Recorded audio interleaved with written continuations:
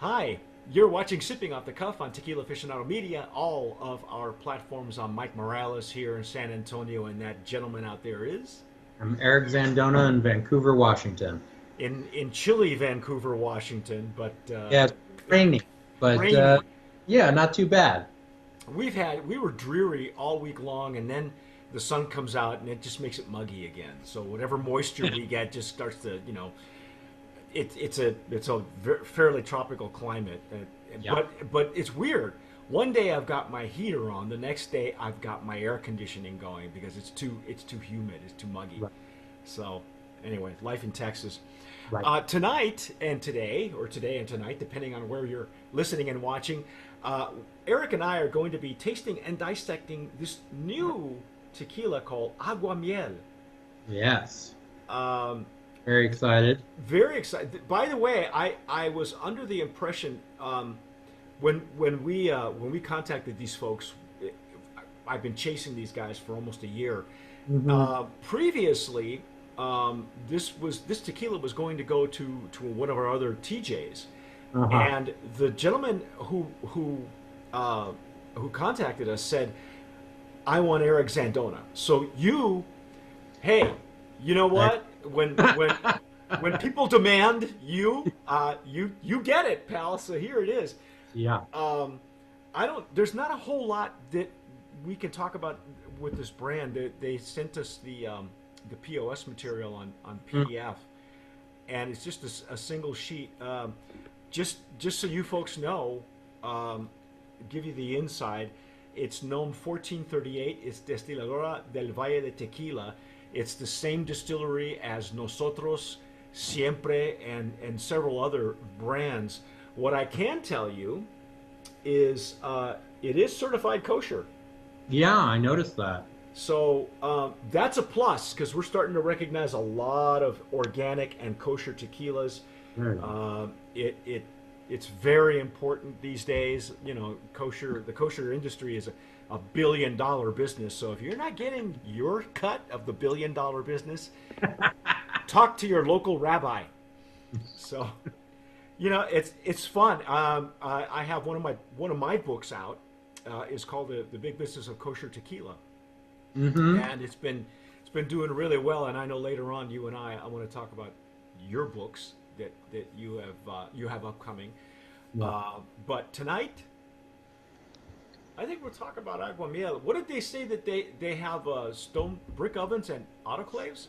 Yeah, well, so that was the thing that's a little confusing is that the copy on their website says they use brick ovens and they let them roast for 2 days. But then the photography on their website shows autoclaves. So my guess is the people who doing the copy and the people doing the web design are not the same, and they don't know the difference.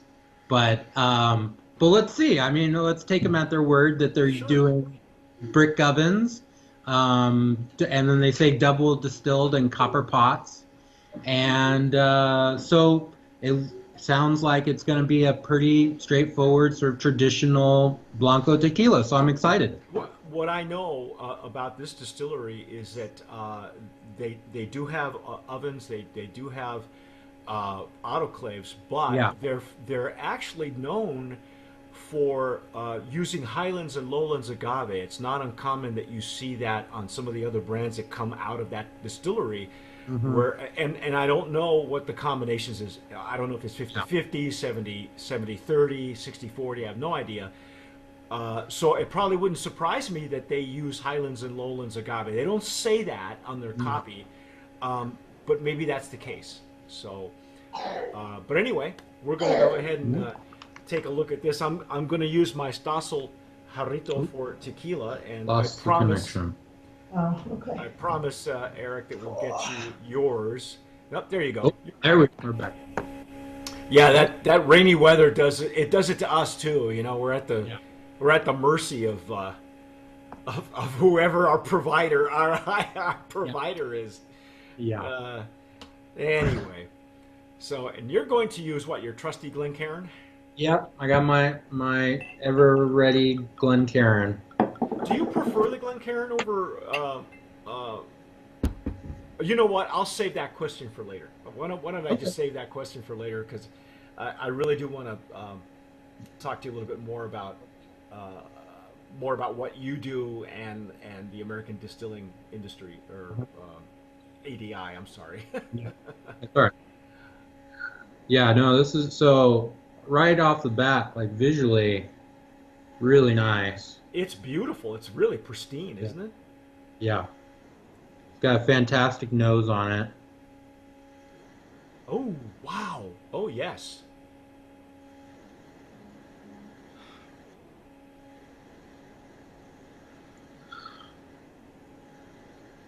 It's fruity and I get both, like fruity and baked. Yeah. I get green and then not so green. Yeah. But it comes right up to greet you. It's not shy at Mhm. all. No. And it's only 40%, which is it's got real strength there in the aroma. Yes. Yeah, for me, like there's some like tropical fruit character, some like mango, ripe mango, and then like lime leaf, um, Oh, okay. and and then but also just like some really nice like roasted agave character, Okay. like honeyed kind of note you get from the roasted agave.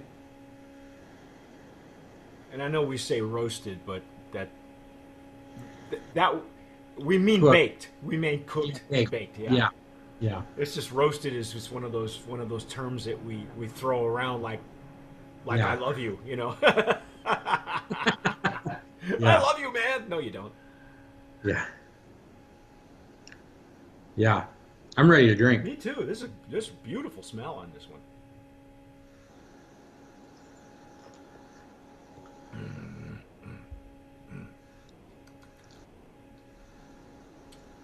Oh, wow. It's nice. It's real strong. The flavor is really strong up front, Hmm. and then actually I feel like it kind of mellows out on the finish. Yes. It's a little bit lighter, more mineral, Hmm. but overall, really nice first impression. Yeah. Um, there's enough sweetness on the intake, Yeah. and then it just kind of I don't taste an explosion in my mid palate. It's more to the rear, more to the finish. Hmm.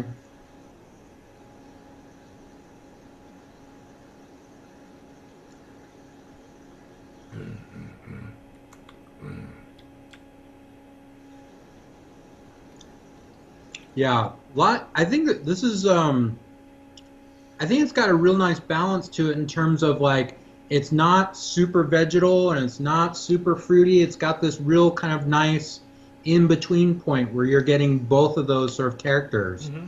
It's, It's I think it really reminds fun. me of a Highlands tequila, Mm, but more more of those that come out of Arandas maybe or every microclimate is just yeah, a touch different. yeah. And I'm not sure if this is again we don't know if they're using highlands and lowlands in combination, uh, but on the like you said it's fairly balanced. Not Yeah. on the intake and on the flavor profile. It's got a decent finish too. I like the Hmm. finish on it. Yeah. It's still there. Like there's a little bit of like residual like character. It's a little bit like faint pineapple and yeah, it's makes you want to drink another. I like your descriptor with the lime leaf. Yeah. I know when I was a kid, and we still have it at my parents' house. They still have a Yeah. lemon tree, Hmm. and the neat thing is, when of course the constant lemons, it was a combination of lemon and orange tree, so they had some really weird hybrid fruit. But the leaves, you would take the leaves and they're very oily, and you take Yeah. the lemon oil, and you put it on your hands, and it's just delicious, that aroma. And of Hmm. course, I prefer orange blossoms over lemon blossoms because Yeah. for some reason orange blossoms. Actually, one of the first times I ever smelled it was horseback riding, which is really odd. I was going through a grove of orange trees, and Hmm. for some reason the orange blossom is a lot more fragrant to me than the lemon blossom is. So when you said lime leaf, that's one thing that I have not done. I know there are lots of lime trees out here. We spent last last uh, uh, last winter in Florida for 3 months, and I never did really get a chance to. There were all kinds of citrus trees Yeah. flowering and giving fruit at the same time, but I was never able to take to go specifically to a lime tree. Hmm. They're few and far between for some reason in Florida. I'm not sure why, but you know Yeah, I don't know. they do a I big mean, orange business. yeah, oranges are big there. Mexico grows most of our limes, so Ah, maybe. so you had a chance to do that, didn't you? Ah, what do you? Mexico's interesting because they grow most of the limes that we use in the U.S., which are the Persian Persian limes. limes, yeah. But there, most people in Mexico consume the key limes, the smaller The ones. smaller ones. So they grow both, but most of the big ones go to export to the U.S. So Well, what do you think? Do you think this is a worthy brand of promise nominee? I think so. I like it. I think it's a solid Blanco tequila. It's got nice character to it. It's really pleasant. There's no burn from the alcohol. The flavor is real solid. It's I think this is a really great example. I think my impression is this is my first time tasting it. Mm-hmm. So my impression is it would hold up well in a margarita or some other cocktail if that's what you A wanted. But Paloma, I think it would really shine in a Paloma. yeah, yeah, yeah, like some grapefruit juice and Mm-hmm. soda water, like this would really, I think, be beautiful. It, So yeah. yeah, I'm really constantly impressed. I always say this about maquiladoras such as Destiladora del Valle and also La Cofradia. Just when you think that you've had just about every iteration that they could possibly think of, because there are a lot of award-winning brands that come out of La Cofradia, and Destiladora del Valle is really up and coming. There's a lot of great brands that are coming out of there. Nosotros is one of them that we just had. Siempre has been a past brand of promise winner, but they're slightly different. They tweak the recipe. There's something that they're doing there, and they're doing it successfully apparently because. Yeah. I like I say, I don't know how this guy got your name, but he requested you, and now I know Right. why. Now I know why. Yeah, Brand of Promise nominee for Aguamiel. for That's sure. that's Eric and our take on the this particular iteration. By the way, do you like the packaging? Do you like the I'm mixed on it. I think it's simple, so I like that aspect of it. The I'd say like from the branding on their website, sort of the sense I get in terms of like how they're sort of the like look they're kind of going for. The bottle doesn't quite match. I don't know. I think the packaging's fine. I'm not very I'm not blown away by it, and I don't have any strong critique. okay. But I think it's fine. Okay. All right. I agree. I think it's you know, would it stand out on a shelf somewhere? Probably not. Hmm. But that's okay. Maybe that's not what they were going for. Some brands, it's all about the juice and what you see Yeah. on the inside, and how it tastes. And we don't, both of us, Eric and I, don't have any problems with the, with nominating it as a brand of promise in the Blanco category. But Yep. that is our take on Aguamiel. And by the way, just between you, me, and the fence post, believe it or not, we there is an Aguamiel Bacanora. Now, if I were a betting man, I Uh-huh. would say that there's going to be something going. Papers are going to be served on someone or Right. the other. But Uh, the Bacanora brand is also a startup. So until they yeah. become, this we'll let the big guys, the titans, Right. Yeah. yeah, hammer each other out. The tricky part too that complicates that if we ever get any destilados de Aguamel, then the whole thing's going to be Yeah. like, then it's just going to be a free for all, because that was the one thing that I discovered in Mexico City. Actually, I had a few samples. It's basically distilled pulque, so they call it destilado de Yeah. Aguamel, and it's delicious. Very different from tequila and mezcal in terms of its flavor profile, but fantastic. So, Is it but double distilled as well, or that's a good question. I don't remember right now. I believe so. okay? I believe so because it was in the 40% Oh, okay, range. okay, Um, but the flavor profile was different, and that's because they're fermenting right. the sap and then distilling that, so And you it's a don't get whole the other same plant. cook flavors, Yeah. out of it. But anyway, that's a whole side. That's a whole side. But Well, juice of this hey, is good. yes, absolutely, the Aguamiel Tequila. So Yes. again, Brand of Promise nominee in the Blanco category. I'm Mike Morales here in San Antonio. That gentleman out there is. Eric Zandona in Vancouver, Washington. You have been watching, listening, and sipping off the cuff on Tequila Aficionado Media, all of our platforms, whether you're listening to us on Anchor FM or now Spotify, or if you're watching us on YouTube, please subscribe, okay? So, and let us know if you've had this tequila. Let us know what you guys think. But Mhm. whatever you do, tomar sabiamente. Sip wisely.